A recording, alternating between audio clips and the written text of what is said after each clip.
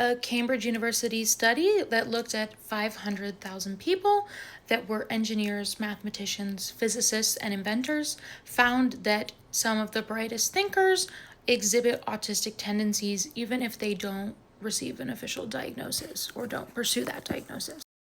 They found that a lot of the people in fields of STEM have predispositions to system thinking and are more likely to exhibit behaviors that people with autism have than other professions. The connection, they said, is undeniable, but as of right now, it's just a corollary and not causal line of thinking.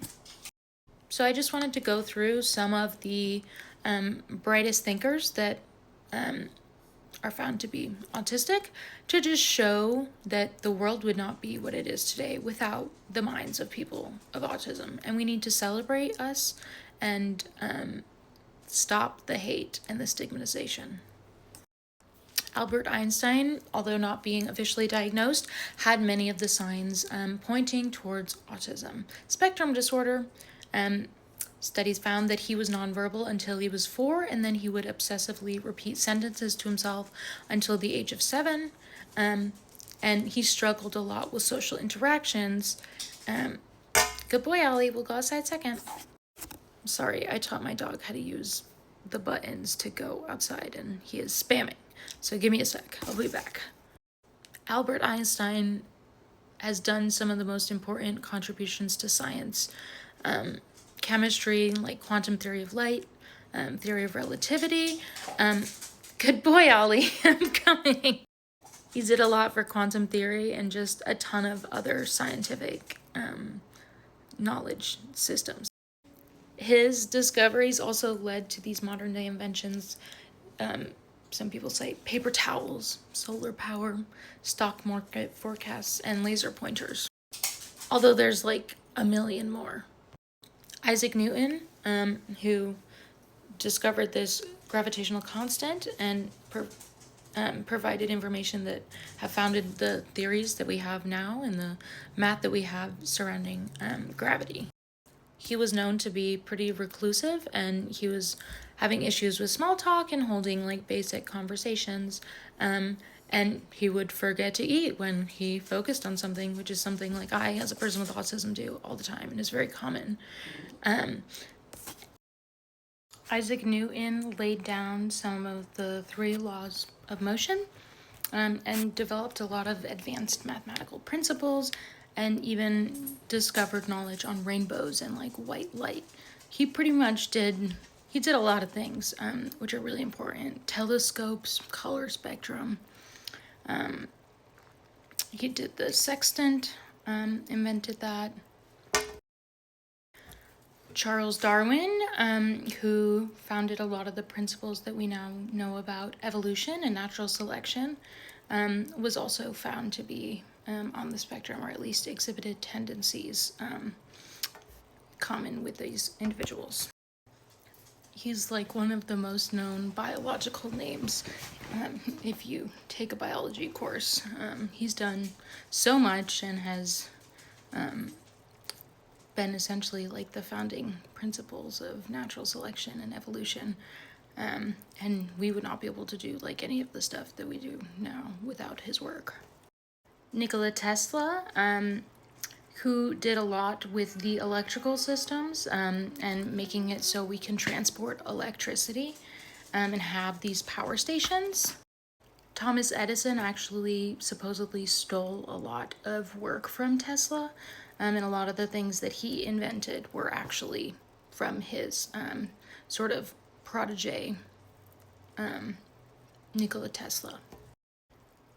And I'm not going to go into all of the different characteristics that make these individuals, make them sort of fit into the category of autism, but he had a lot of issues with sensitivities to light and sounds and had like numerical obsessions. Yeah. And then Temple Grandin, she was actually diagnosed with autism and is a very important autism advocate. She's also a biologist and a scientist and a professor, I think at Colorado State University. She is a really amazing scientist who was passionate about animal welfare, and she invented a lot of the livestock handling equipment, and developed these animal welfare guidelines and wrote many books on this, and received just a bunch of awards. Yeah, so just all of the sort of quality standards for livestock were founded because of this amazing scientist. And Dr. Grandin did a lot of studies on animal behavior studies, which sort of led to these animal welfare principles that she advocated for. There was also Henry Cavendish, who was a scientist. He was born in 1731, and he discovered hydrogen, which is just incredibly important. People also believe that Emily Dickinson, the amazing poet, also would classify as having autism. People have even speculated Bill Gates, who co-founded Microsoft, since he tends to have a lot of these tendencies that people with autism have. And also Barbara McClintock. Dr. McClintock is just an amazing scientist. I study a lot of her work. I work with yeast and telomeres, and she did a lot of stuff about chromosomes and how they change during reproductive processes.